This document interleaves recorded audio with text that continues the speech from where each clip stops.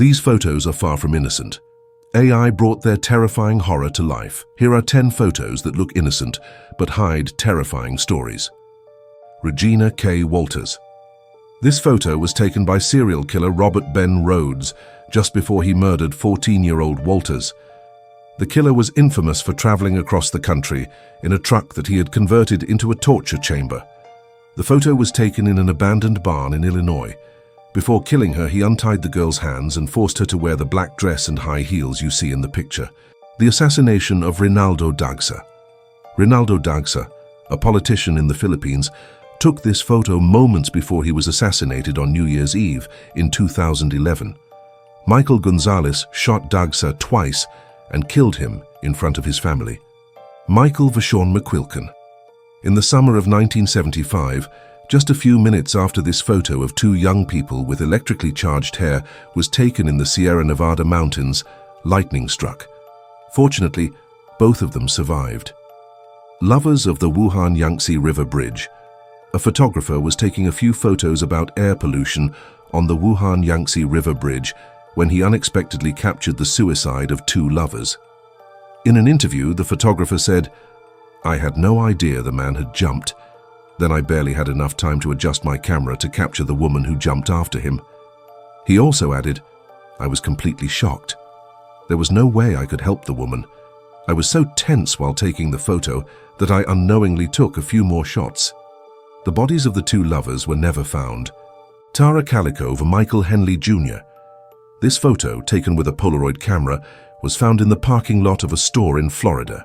According to claims, it shows Tara Calico, a 19-year-old college student, and 9-year-old Michael Henley Jr.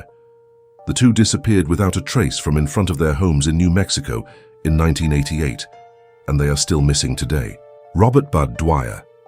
Dwyer served as a Republican state senator in Pennsylvania from 1971 to 1981. He later served as the state treasurer from 1981 until January 1987. On a very grim day, during a press conference held at the state capitol, Dwyer shot himself. His suicide occurred live on television. This photo was taken just moments before he ended his life. Chris McCandless. This photo is the last picture Chris McCandless took of himself before a hunter discovered his body in the Alaskan wilderness in 1992. 1 year earlier, in April 1991, McCandless had ventured into the Alaskan wild with very little food and equipment, hoping to live a simpler life.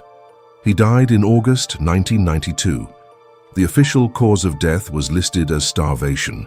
His story later inspired the book Into the Wild. Sailor Gilliams.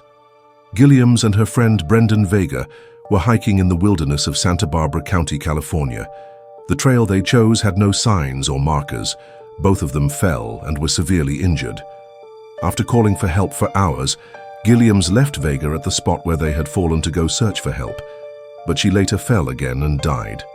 This photo was taken the next day by other hikers in the area. Gilliams' body can be seen in the picture. If you look closely, her curly red hair is visible. The tragic part is that Gilliams likely remained alive for quite some time after her fall, and even heard the voices of other hikers passing nearby, but she was unable to call out for help due to her many broken bones. The same hikers who took the photo eventually found Vega as well and rescued him. Robert Landsberg.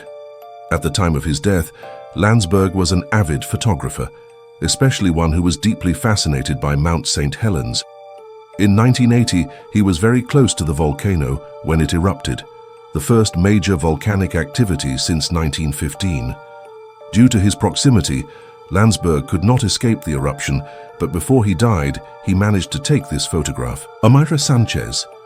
Omaira was a 13-year-old girl who died because of the 1985 eruption of the volcano Nevado del Ruiz. The volcanic eruption caused landslides and massive flooding in surrounding villages. When her home collapsed due to the landslide, Omaira remained trapped under the debris in freezing cold water for 3 days. She suffered for 55 hours until she succumbed to gangrene and hypothermia. This photo was taken just seconds before the young girl's death. The photographer later won the 1985 World Press Photo Award for this image. Every photo taken this way can carry its own tragic weight. Sadly, There is no real way to know how aware those photographers were of what exactly they were capturing at that moment.